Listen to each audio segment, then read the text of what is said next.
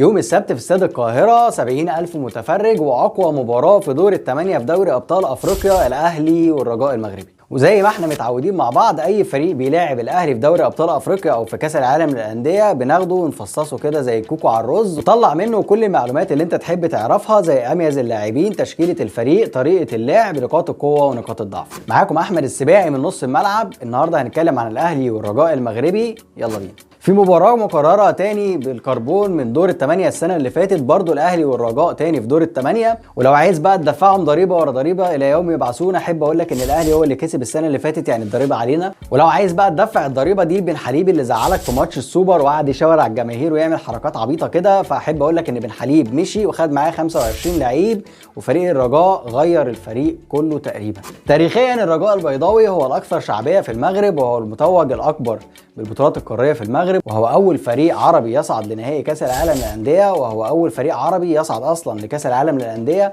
مع النصر السعودي.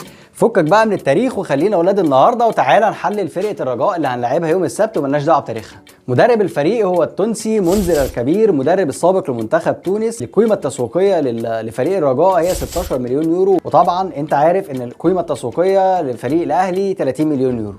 إدارة الرجاء عملت 22 صفقة السنة دي عشان تحاول ترضي جمهورها، وده كده طبعا مش تغيير جلد، لا ده تغيير شامل في الفريق. بالتالي مفيش أي وجه تشابه يعتبر بين فريق الرجاء اللي الأهلي لعبه السنة اللي فاتت وفريق الرجاء اللي الأهلي رايح يلعبه يوم السبت. من حيث الارقام، الرجاء هو اقوى فريق في بطوله افريقيا السنه دي، لانه سجل 17 هدف، دخل مرماه 3 اهداف، وجمع 16 نقطه، احتل بيهم صداره مجموعته اللي كانت عباره عن سيمبا وحوريه ومعاهم فايبرز. وقدر يكسب كل ماتشاته باستثناء مباراه واحده اتعادل فيها مع فايبرز. على نقيض تماما بقى في الدوري المحلي المغربي، الرجاء المغربي عامل موسم في منتهى الضحك، موجود دلوقتي في المركز الخامس، عنده 35 نقطة، مسجل 25 هدف، دخل مرماه 20 هدف، وبينقط كده وكل اللي معدي بيمسي عليه. كسبان 9 ماتشات بس من 23، متعادل 8 ماتشات، خسران 6، يعني متدشمل والعمليه على الاسفلت خالص في الدوري المغربي. وفي نفس الوقت في الدوري ابطال افريقيا هو اول مجموعته وعامل شغل حلو قوي. ايوه، يعني هو فريق قوي ولا فريق ضعيف؟ احب اقول لك ان هو فريق دحلاب كده، يعني ما انتش فاهمه. لكن طبعا اكتر حاجه واضحه لينا ان مجموعته في دوري ابطال افريقيا كانت مجموعه كتيانه يعني، لكن في الاخر ده طبعا ما يقللش من الموسم التاريخي اللي هم عاملينه في دوري ابطال افريقيا، خاصه ان هم كسبوا سيمبا في تنزانيا 3-0 وسط 70,000 متفرج، المنظر اللي انت شايفه ده. والاهلي خسر قبل كده من نفس الفريق على نفس الملعب. التشكيل الارجح هو اللي قدامك على الشاشه ده، وطريقه اللعب اللي مرجحه هي 4-2-3-1 في وجود صانع لعب محمد المكازي، وقدامه حمزه خابه راس حربه، والوينج ليفت يسري بوزوك،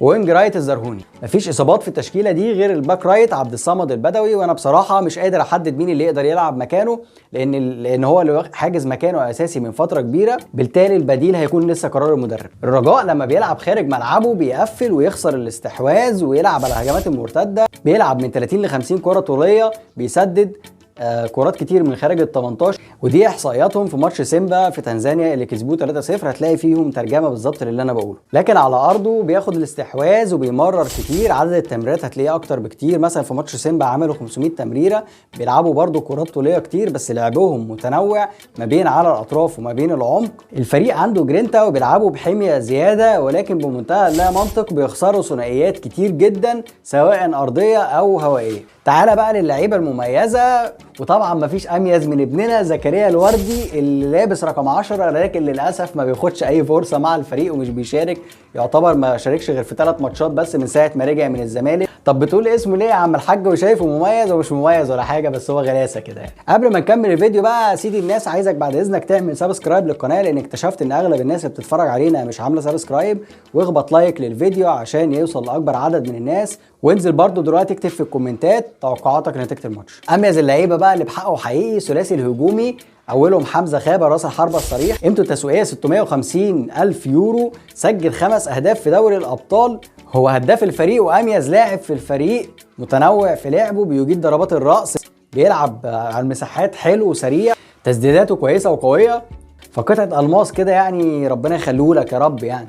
وانا هسيب ال5 اهداف اللي سجلهم وهوريك بس الهجمه اللي عملها قدام سيمبا التنزاني، وجاب منها ضربة جزاء من لا شيء، كرة ميتة خالص على الطرف ملعوبة، بيدخل قدام المدافع بيحط جسمه، المدافع كان اقرب اصلا، هو اللي بيحط جسمه بيدخل الكرة بصعوبة جوه منطقة الجزاء وبياخد ضربة جزاء، وهو اللي سجلها كمان. تاني لاعب مميز هو يسري بوزوك رقم 26، قيمته التسويقية 950 ألف يورو.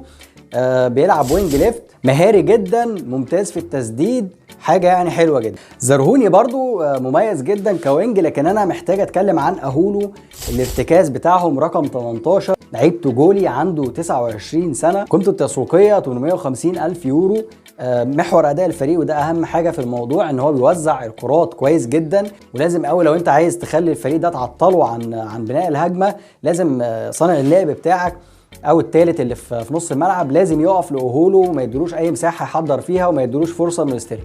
تعالى بقى ايه نتكلم مع بعض شويه عن نقاط ضعف الفريق. وطبعا لازم هنا نتكلم عن قلبين الدفاع اللي هم جمال حركاس واسماعيل مقدم. الاثنين دول عندهم مشاكل كتير جدا، مش بس هم الاثنين بصراحه، ده خط الدفاع كله بحارس المرمى عندهم مشكله كبيره جدا في الكرات الثابته، الكرات العرضيه كلها بكل اشكالها، سواء كرات ثابته او كرات متحركه. ولو جيت تبص بقى على الارقام هتلاقيها بتترجم نفس الكلام اللي انا بقوله لك ده. فمثلا جمال حركاس هتلاقيه بيكسب الالتحامات الهوائيه بنسبه 45%، واسماعيل المقدم بيكسب الالتحامات الهوائيه بنسبه 44%. بس لو جيت تقارنهم بياسر ابراهيم ورامي ربيعه ومحمد عبد المنعم هتلاقي ان الفرق كبير جدا في الالتحامات الهوائيه بالذات، لكن الالتحامات الارضيه يمكن يكون في تقارب شويه، لكن برضو دفاع الاهلي، خط دفاع الاهلي كله افضل. وهنا بقى محتاجين نشوف كام لقطه كده ناخد بالنا منهم عشان نتكلم بالذات على قلبين الدفاع دول. فمثلا اللقطات دي من ماتش الفتح الرباطي واللي الرجاء خسروا 3-0 كامله في وجود قلبين الدفاع اسماعيل المقدم وجمال حركاس. اتغلبوا 3-0 والثلاث اهداف يا من جون واحد بس من ركله ثابته مباشره في المرمى، والجونين التانيين من عرضيات. خلينا في الهدف الاولاني واللي الراجل هنا الكره تتلعب بتروح لواحد وسط اتنين، هنا راس الحربه بيريحها لزميله اللي بيتمطع، بعد كده بيتصل باصحابه يطمن عليهم، بعد كده بيروح يشوف طلبات البيت اخبارها ايه، وبعد ما بيجيب طلبات البيت بيفكر شويه في مستقبله، وبعد كده بيشوط الكوره وبيسجل برضه. قبل الهدف الاول بلحظه كده كان في كوره تانية ملعوبه بالعرض على الزاويه البعيده، الزنيتي طلع عليها غلط، والباك رايت اللي هو المصاب اللي هو الاساسي اللي هو مصابه هيأثر عليهم ده كان مغطي التغطيه العكسيه بشكل سيء جدا، والكوره ضاعت بشكل عجوبي يعني بعد ما راحت لراس الحربه وتقريبا المرمى شبه خالي. وده الهدف الثاني.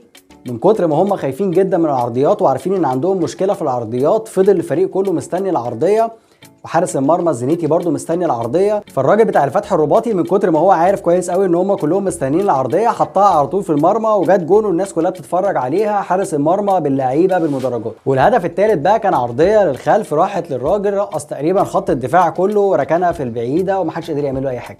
وانا بقول لك احصائيات الفريق قلت لك ان دخل فيهم 3 اهداف بس في دوري ابطال افريقيا، فعايز اقول لك ان الهدف بتاع فايبرز اللي سجلوا فيهم كان من كره عرضيه منخفضه اتلعبت على الزاويه البعيده، وبرده حتى الحارس الاحتياطي حصل له نفس المشكله، ونفس خط الدفاع اللي كان متغير حصل نفس المشكله برضو. واضح ان العرضيات تقريبا عند مشكله عند الفريق كله الاحتياطي بالاساسي. هدف سيمبا بقى كان نص ملعب سيمبا قطع الكوره في نص ملعب الرجاء اثناء التحضير، الكوره ارتدت من العمق واتسجلت هدف. وهم برضو تعادلوا 2-2 مع الوداد البيضاوي في ديربي كازابلانكا الاخير ده، والوداد البيضاوي سجل فيهم هدفين، واحد من ضربه جزاء لكن الهدف الثاني كان من ضربه ثابته اتلعبت سهله جدا على القريبه وجات جون تقريبا زي بتاعه بالظبط، شبه بتاعه علي معلول في الماتش بتاع صن داونز لو تفتكرها اللي جابها بادجي. يبقى كده ابرز نقاط ضعفهم الكرات الثابته والكرات الارضيه بكل اشكالها. وهنا بقى يجي دور علي معلول خاصه يعني في غياب الباك رايت الاساسي اللي هو عبد الصمد البدوي. وبرده زي ما قلت لك قلبين الدفاع عندهم مشكله في التعامل مع الكرات العاليه، لذلك الكرات الطوليه في ظهرهم هتبقى احسن ليك، والكرات برضو اللي ما بين الاثنين لان هم بيسيبوا مساحه كويسه قوي ما بينهم. الفريق كله بقى خاصه نص الملعب عندهم مشكله في الكره الثانيه اللي هي بترتد على حدود ال 18، لان المنطقه دي دايما فيها مساحه ودايما فيها حريه للاستلام، فبالتالي انت عندك فرصه كويسه جدا في استلام الكره الثانيه اللي ترتد من جوه منطقه الجزاء. وهنا بقى يجي دور مروان والسوليه وحمدي فتحي اللي لازم يشوطوا كتير جدا من خارج منطقه الجزاء، وممكن ببساطه تخلص ماتش كبير بتسديده او تسديدتين. لو جيت كلمتك طبعا عن نقاط القوه، اول حاجه هقولها لك حمزه خابه، الوينجين مميزين جدا في الاختراقات وفي التسديد. هتواجهك مشكله برضو في الضربات الثابته لان بوزوك بيلعبها بصعوبه جدا. عندهم بقى مشكله بايخه جدا وهي ثلاثي الهجوم ده، او تقريبا الفريق كله لو لمست اي واحد فيهم جوه منطقه الجزاء